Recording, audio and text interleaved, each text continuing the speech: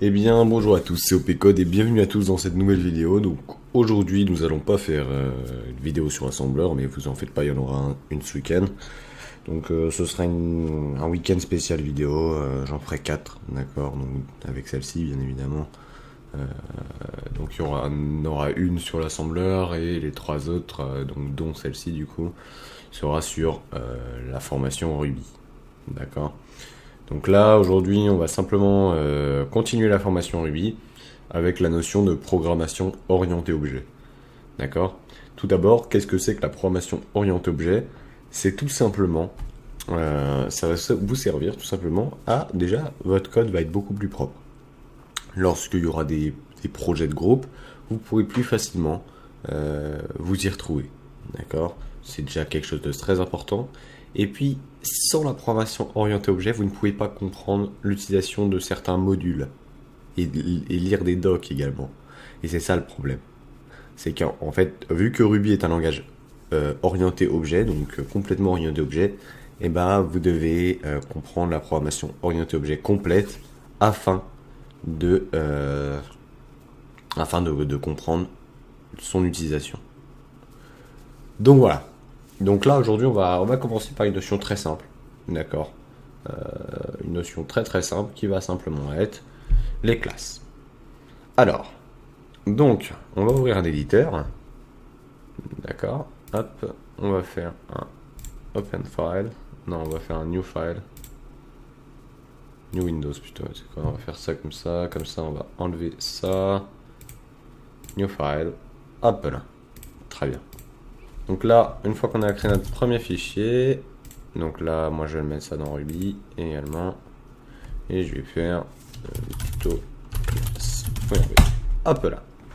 Donc là, on est pas mal.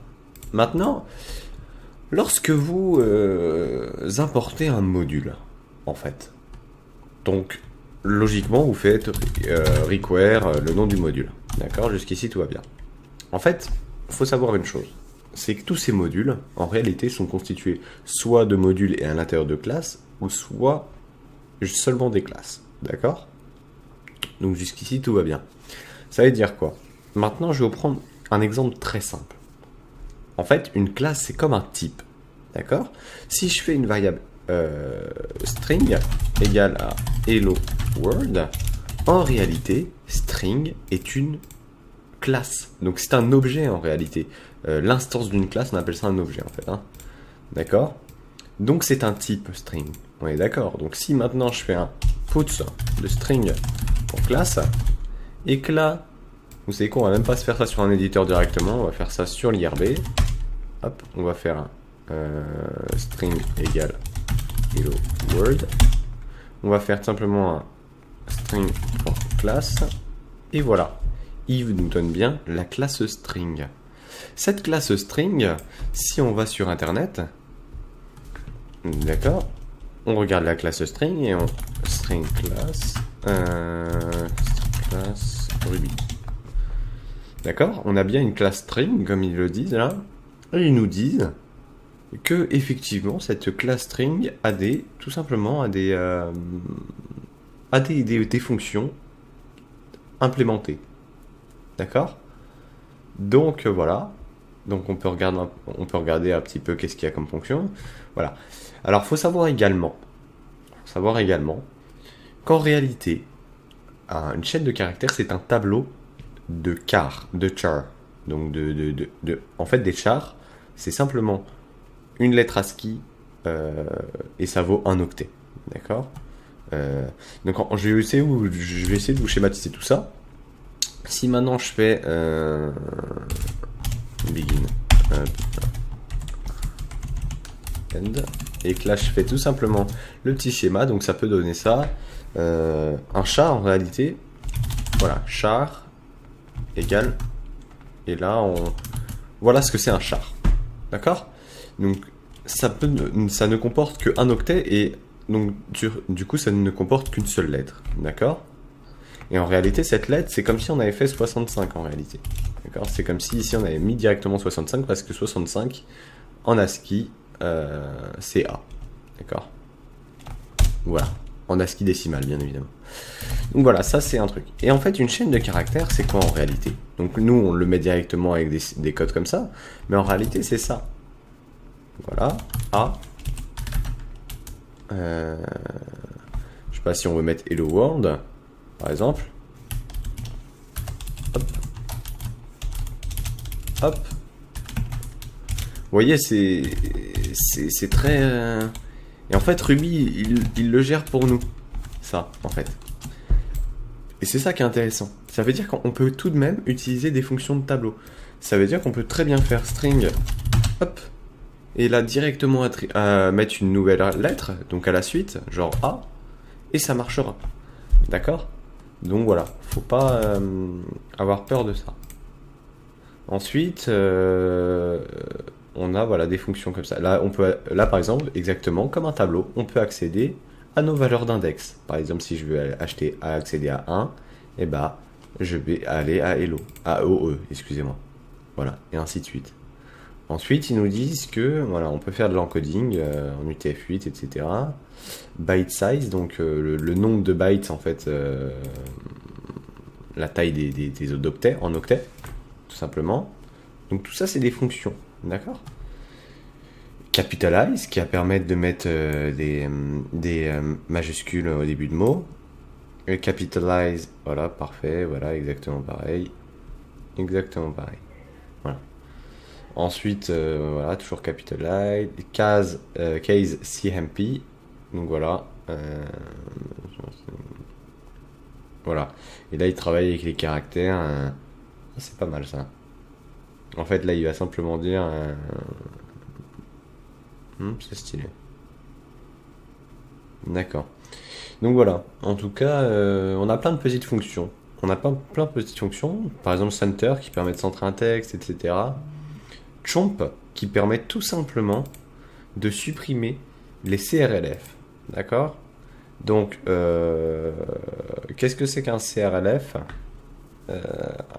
Quoique. Si, oui, les CRLF. Donc, il y a le CR et il y a le LF. Donc, CR, ça va être tout ce qui est anti-slash n, ou peut-être que j'inverse, je sais plus. Et LF, ça va être anti-slash r. D'accord? Donc, voilà. Voilà. Ensuite, il y a Chop, qui lui va tout simplement également enlever les CRLF. Ok. Voilà. Il y a CHR qui va tout simplement donner la première lettre, et Clear qui va pouvoir clear le tableau en fait.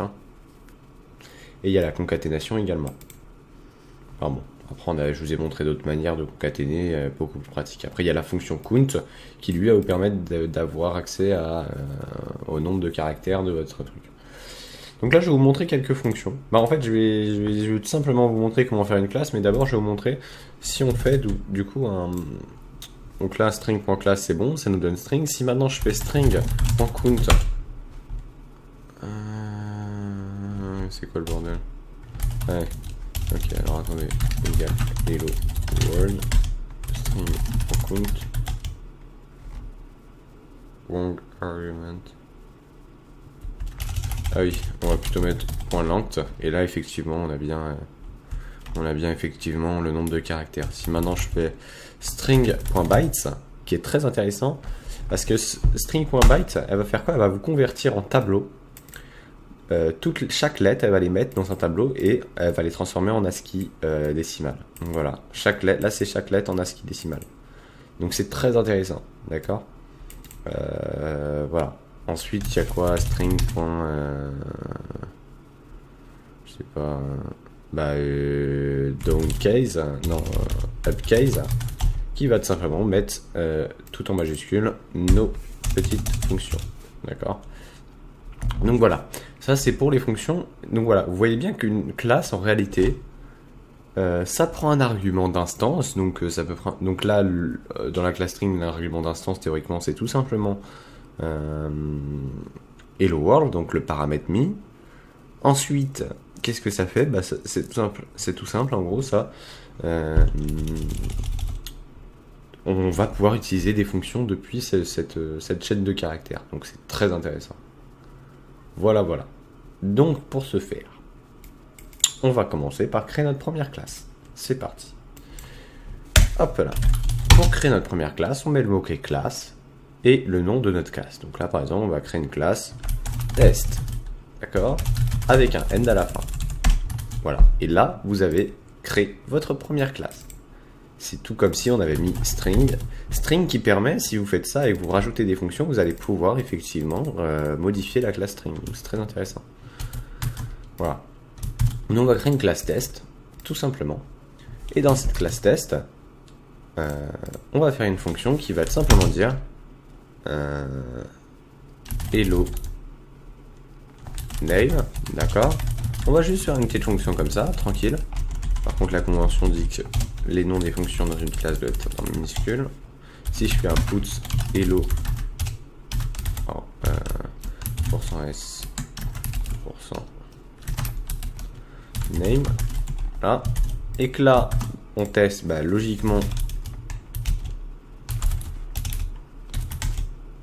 voilà, document cd ruby tuto classe.rb, effectivement ça ne fait rien.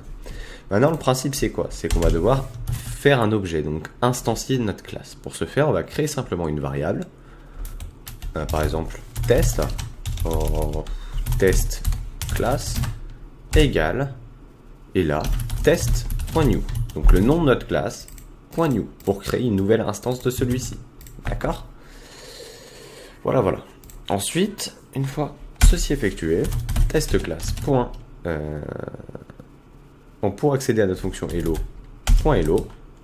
et là notre paramètre. Donc, par exemple, opcode. Ok, donc on pourrait éventuellement tester hello opcode. Nous avons bien pu accéder à notre fonction. Voilà, donc ça s'appelle une instance, d'accord? Une instance de test, d'accord? Tout comme on aurait fait tout simplement test classe égale, et là, ceci, et en fait là, si on avait fait hello world, ceci serait tout simplement une instance de string. Voilà, c'est juste ça. Pour le moment, je pense qu'il n'y a pas de souci, d'accord? Voilà, donc là on peut faire n'importe quelle fonction tant qu'on veut, il n'y a aucun souci avec ça. Vous pouvez faire n'importe quoi, des additions et plein d'autres choses, d'accord?